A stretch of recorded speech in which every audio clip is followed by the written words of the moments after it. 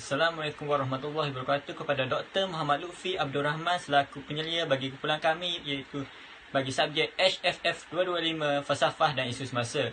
Saya Muhammad Aiman bin Azmi dan rakan-rakan saya iaitu Muhammad Afnan bin Ayub, Muhammad Aiman Akmal bin Othman dan Muhammad Amirul Ashraf bin Abdul Wahab dari kumpulan 20 akan membentangkan tajuk kesan buruk wabak COVID-19 ini terhadap industri kecil dan sederhana. Industri Kecil dan Sederhana IKS mula dicetuskan oleh Kerajaan Malaysia untuk menjana ekonomi dan pendapatan masyarakat di luar kawasan bandar untuk keluar dari kepompong kemiskinan. Hal ini secara tidak langsung dapat membasmi kemiskinan di negara Malaysia. Matlamat Industri Kecil dan Sederhana IKS ini ditubuhkan adalah untuk membuka ruang dan peluang pekerjaan kepada masyarakat luar bandar khususnya untuk memacu ekonomi masyarakat di luar bandar dan memperkukuhkan ekonomi dan daya saing barangan tempatan di peringkat global. Pada tahun 2019, penyakit yang berbahaya telah melanda di seluruh dunia.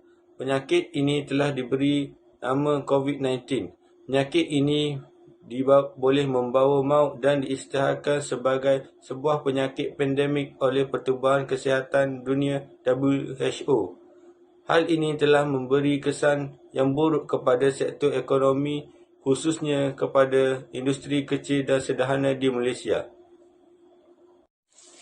Kesan buruk COVID-19 kepada industri kecil dan sederhana IKS adalah hilang punca pendapatan. Hal ini dialami oleh ramai pengusaha-pengusaha yang terlibat dalam menjalankan dan mengusahakan perusahaan kecil dan sederhana IKS ini. Semenjak tersebarnya penyakit COVID-19 yang berbahaya di Malaysia ini, terdapat ramai pengusaha yang menjalankan perusahaan kecil dan sederhana IKS berdepan masalah hilang punca pendapatan. Hal ini berlaku kerana perniagaan yang diusahakan oleh pengusaha industri kecil dan sederhana IKS terjejas teruk kesan penyebaran penyakit COVID-19 ini.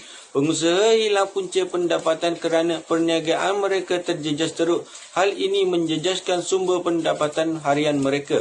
Kesan COVID-19 ini juga menyebabkan pengusaha industri kecil dan sederhana terpaksa berdepan dengan masalah jualan yang berkurangan dan produk yang diusahakan oleh mereka kurang mendapat sambutan kerana kurangnya aktiviti pelancongan sepanjang penularan wabak COVID-19 ini.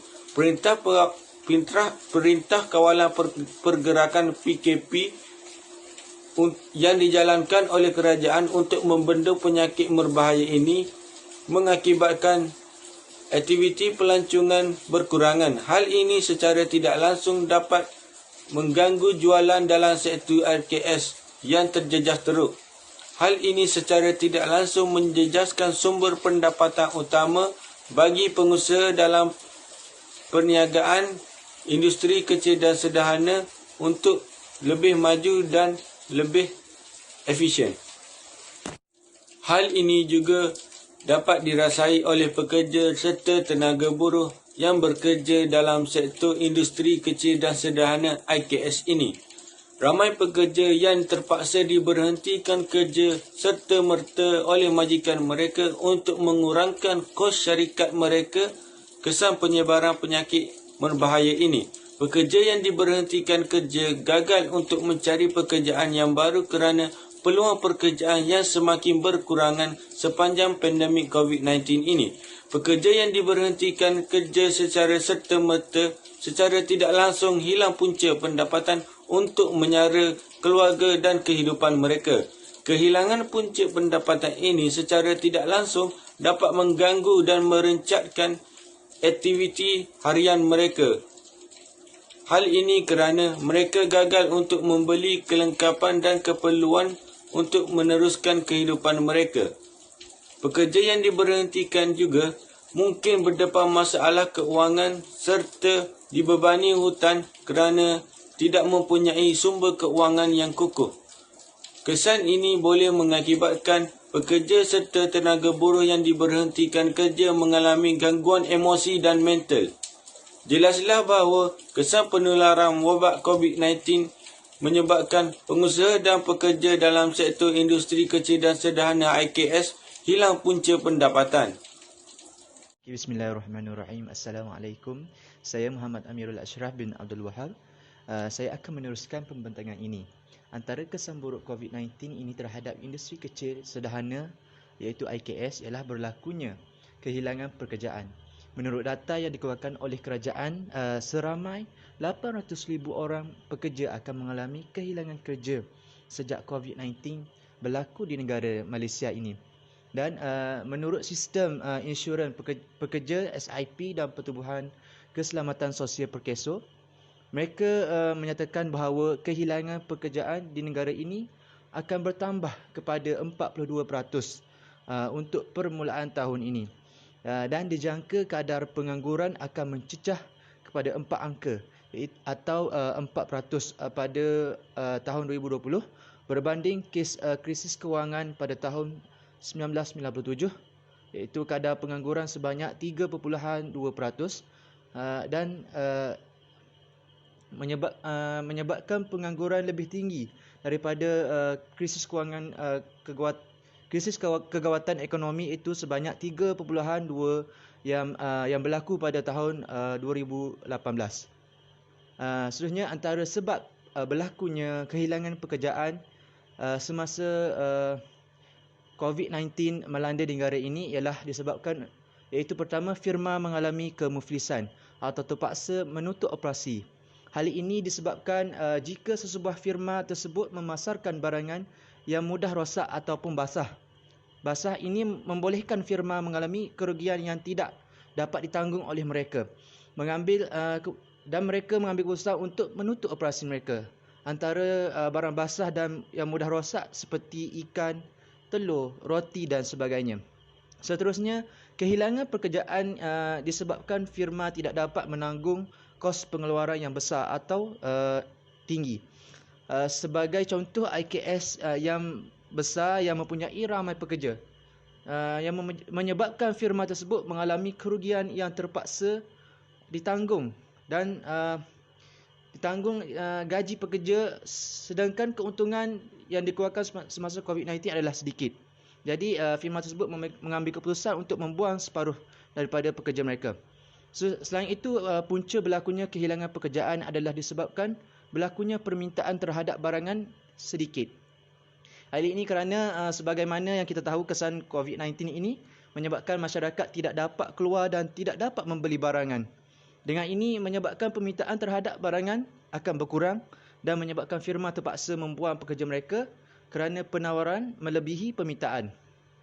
Dan yang terakhir, sebab berlakunya kehilangan pekerja adalah disebabkan kemahiran pekerja berkurangan.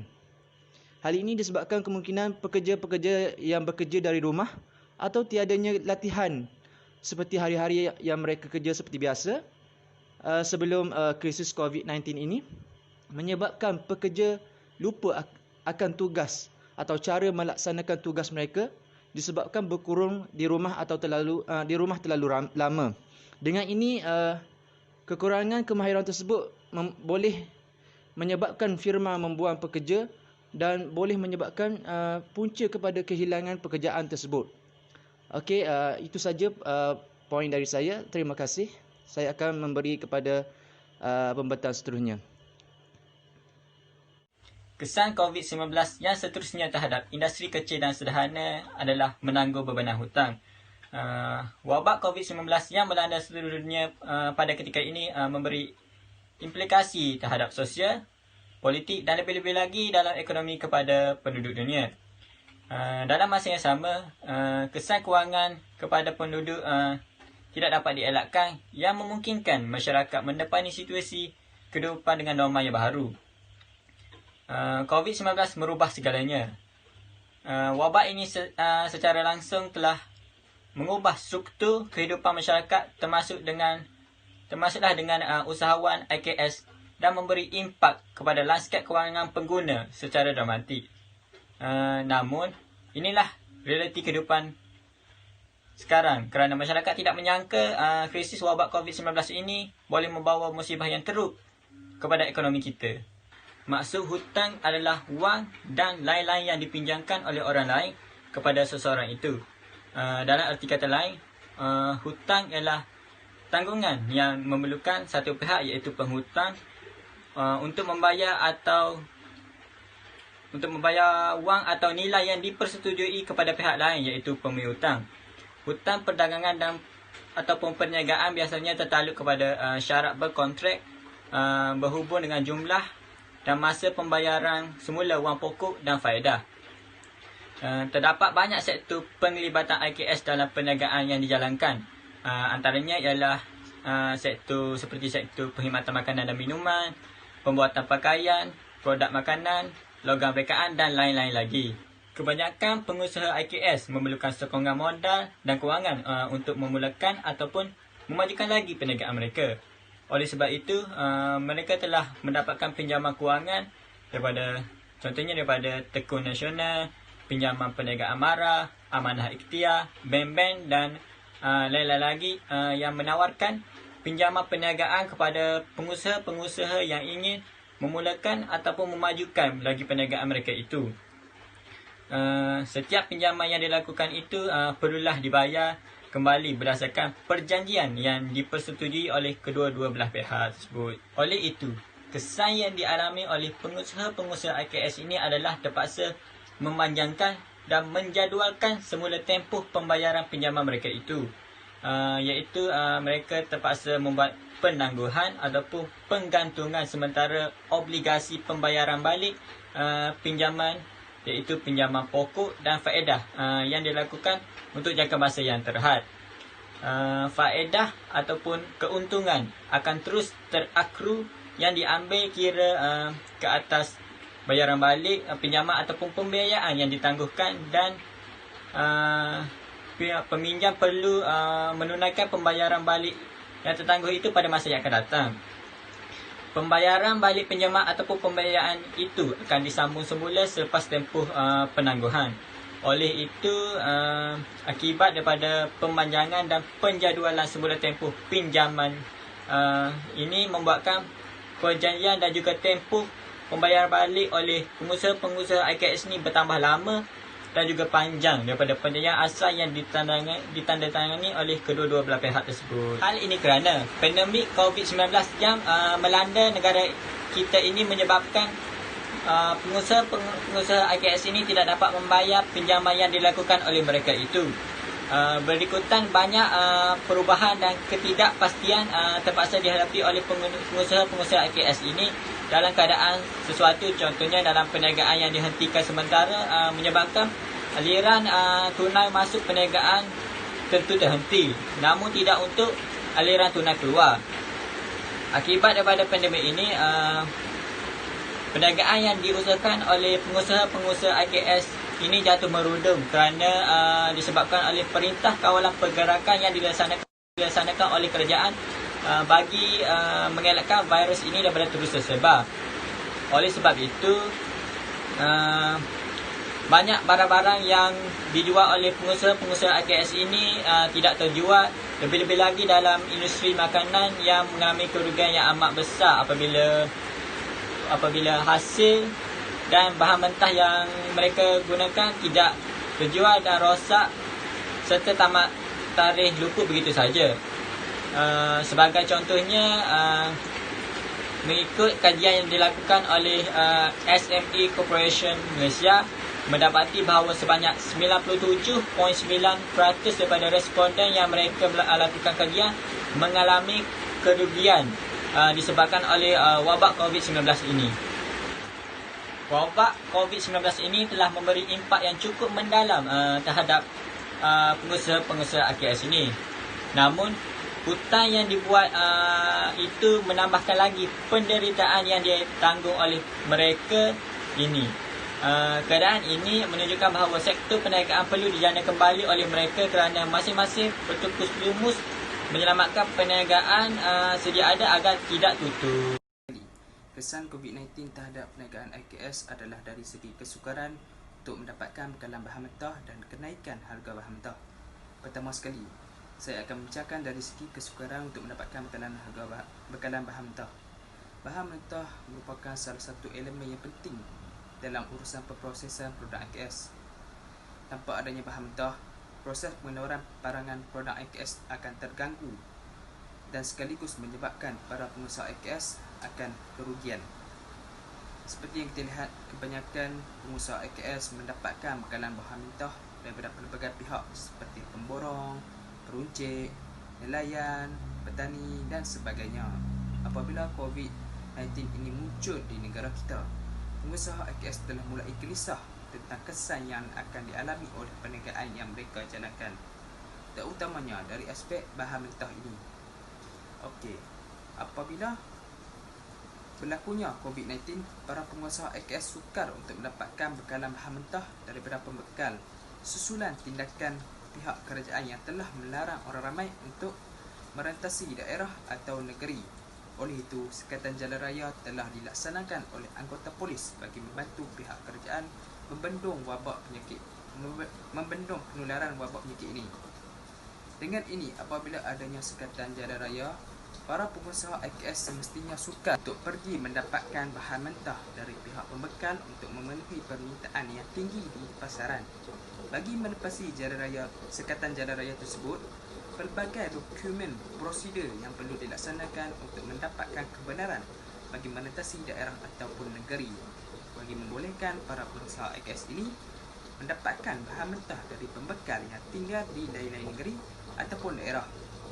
Okey, mari kita lihat video yang dipaparkan ini berkenaan dengan kesukaran pengusaha AKS dalam mendapatkan bahan mentah.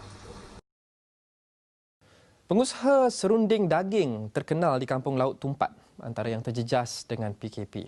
Kesukaran mendapatkan bekalan daging lembu tempatan menyebabkan pengusaha tidak dapat memenuhi permintaan yang tinggi, khasnya menjelang Ramadan. Menurut pemilik serunding warisan Kampung Laut, Muhammad Farhan Ramli, pada masa ini hanya sekitar 80 kg daging lembu tempatan diperoleh sehari untuk membuat serunding. Sebelum ini, mereka menerima sekitar 150 kg sehari. Dari segi pengeluaran lah, maknanya kita apabila umumnya PKP ni permintaan tinggi, tetapi kuantiti barang kita keluar tu sikit, rendah sangat. Sebabnya bahan mentah payah sikit untuk kita nak peroleh. Contohnya hak paling ketara sekali.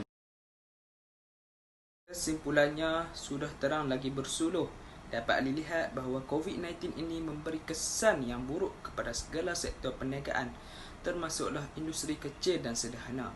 Ini telah menyebabkan banyak negara termasuklah Malaysia mengalami perubahan yang pantas dan mendadak. Bak kata pepatah, cendawan tumbuh selepas hujan. Di mana wabak ini telah menyebabkan keadaan ekonomi negara kita merosot. Industri kecil dan sederhana AKS memainkan peranan yang penting dalam meningkatkan pembangunan ekonomi negara. Oleh itu, langkah-langkah bagi membantu pengusaha AKS dalam memulihkan kembali ekonomi perniagaan mereka perlulah dilaksanakan oleh kerajaan dengan keadaan yang segera agar keadaan ekonomi negara kita kembali stabil sekaligus memberi kesejahteraan kepada rakyat dan negara. Sekian, terima kasih.